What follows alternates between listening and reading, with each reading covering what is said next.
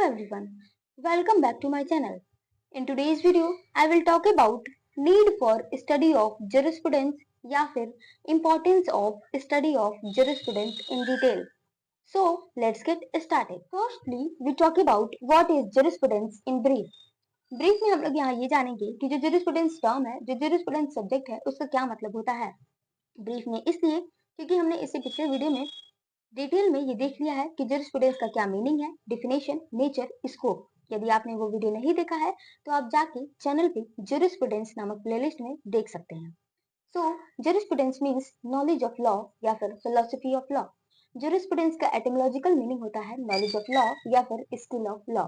Jurisprudence में हम लोग जो लॉ है, लीगल सिस्टम है, उसकी स्टडी करते हैं. लॉ से रिलेटेड जो भी जनरल प्रिंसिपल्स होते हैं, इन सारी चीजों की स्टडी जूरिस्प्रूडेंस में करते हैं. लॉ क्यों एग्जिस्ट करता है, लॉ का क्या फंक्शन है, लॉ के क्या सोर्सेज हैं, इन चीजों की स्टडी जूरिस्प्रूडेंस के अंतर्गत की जाती है.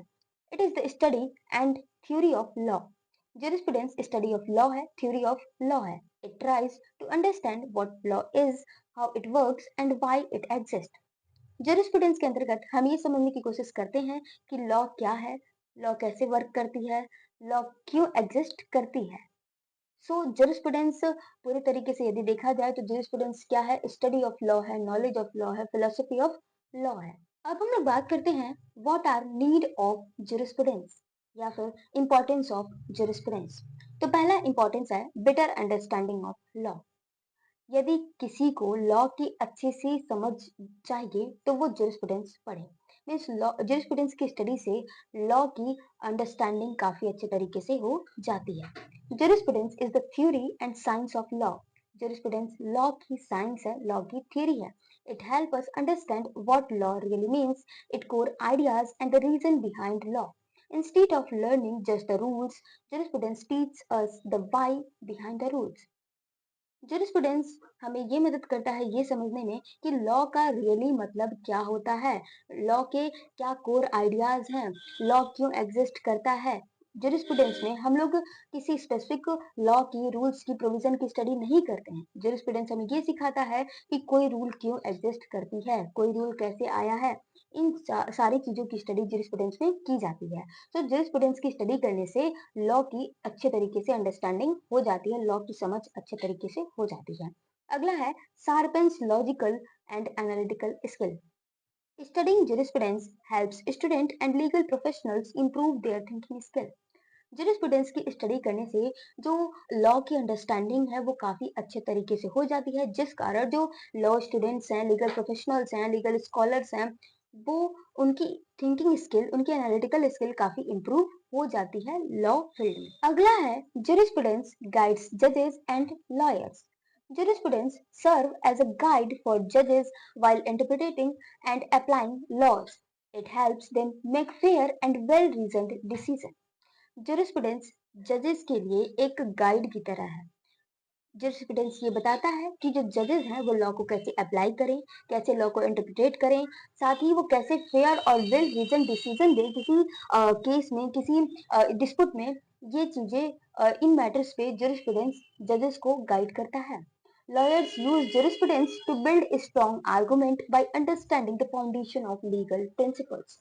जूरिस्प्रूडेंस लॉयर्स की मदद करता है जो बेसिक फाउंडेशनल लीगल प्रिंसिपल्स हैं उनकी अच्छे तरीके से अंडरस्टैंडिंग करा के जो लॉयर्स हैं उनकी स्ट्रॉन्ग आर्गुमेंट को बिल्ड कराने में मदद करता है जूरिस्प्रूडेंस. मीन जूरिस्प्रूडेंस की मदद से लॉयर्स जो फाउंडेशनल लीगल प्रिंसिपल्स हैं, फाउंडेशनल लीगल कॉन्सेप्ट हैं, टर्म है, उसको अच्छे तरीके से समझ पाते हैं. और उनको अच्छी तरीके से समझने से उनके जो आर्गुमेंट की जो स्किल होती है वो काफी अच्छे तरीके से बिल्ड हो जाती है. अगला है helps in law making and reform. Understanding legal theory helps law maker create better, fair and more just law. Jurisprudence के अंतर्गत लीगल थ्योरी की स्टडी की जाती है, लीगल कॉन्सेप्ट की स्टडी की जाती है, अलग अलग कंट्रीज के जो लीगल सिस्टम है उनकी स्टडी की जाती है, जो कि लॉ मेकर्स को हेल्प करती है किसी भी स्पेसिफिक टेरिटरी के लिए, कंट्री के लिए अच्छा, फेयर और जस्ट लॉ बनाने में. Jurisprudence also point out flaws in old law and guides how to improve and change them when society evolves. Jurisprudence ये भी बताती है कि जो ओल्ड लॉ है उसमें क्या क्या गलतियां हैं, साथ ही ये भी गाइड करती है लॉ मेकर्स को कि चेंज सोसाइटी के इवॉल्व होने के साथ साथ, चेंज होने के साथ साथ जो लॉ मेकर हैं वो उसमें कैसे चेंज ला सकते हैं और किसी कंट्री की लीगल सिस्टम को कैसे इम्प्रूव किया जा सकता है। अगला है clarity and consistency. Jurisprudence provides clear guidelines to interpret law, making the legal system more consistent and fair. It keeps the legal language and concept organized, clear, and easier to understand. Jurisprudence किसी भी legal concept को समझने में, उसको interpret करने में काफी अच्छी तरीके से गाइडलाइंस प्रोवाइड कराता है, जो कि किसी भी कंट्री की जो लीगल सिस्टम है उसको कंसिस्टेंट और फेयर बनाती है। It keeps legal language and concept organise. Jurisprudence जो लीगल कॉन्सेप्ट होते हैं, लीगल टर्म होते हैं, उनको क्लियर, ऑर्गेनाइज और इजियर टू अंडरस्टैंड बनाते हैं। अगला है bridge law and other social sciences.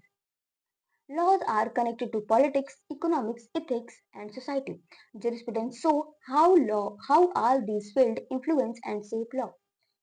जो jurisprudence है वो हमें ये समझने में मदद करता है कि जो लॉ है वो कैसे अदर सोशल साइंसेस से, पॉलिटिक्स से, इकोनॉमिक्स से, एथिक्स से, सोसाइटी से, हिस्ट्री से, इन सारी चीजों से लॉ कैसे कनेक्टेड है।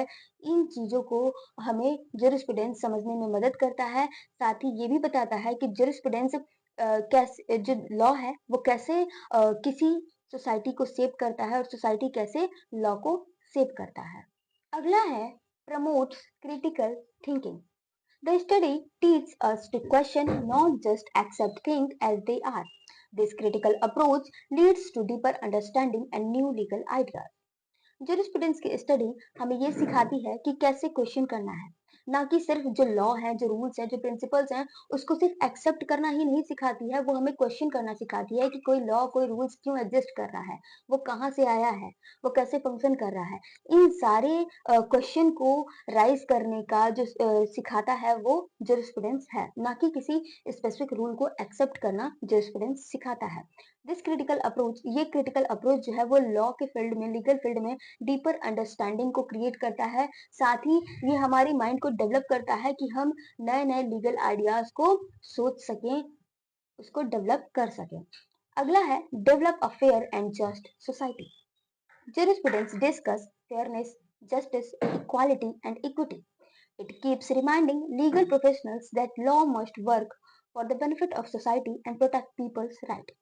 Jurisprudence में ये डिस्कस किया जाता है कि लॉ फेयर होना चाहिए, जस्ट होना चाहिए, इक्वल होना चाहिए। जुरिस्प्रूडेंस हमें फेयरनेस के बारे में बताता है, जस्टिस, इक्वालिटी और इक्विटी के बारे में बताता है। जुरिस्प्रूडेंस लीगल प्रोफेशनल्स को ये रिमाइंड कराता है कि लॉ हमेशा वर्क, लॉ का होना चाहिए, लॉ का फंक्शन होना चाहिए सोसाइटी की बेनिफिट के लिए और लोगों के राइट्स को प्रोटेक्ट करने के लिए। सो ये था full concept of need for study of jurisprudence या फिर importance of jurisprudence. If you found this video helpful, don't forget to like this video, subscribe my channel and share this video. Thanks for watching and keep supporting me.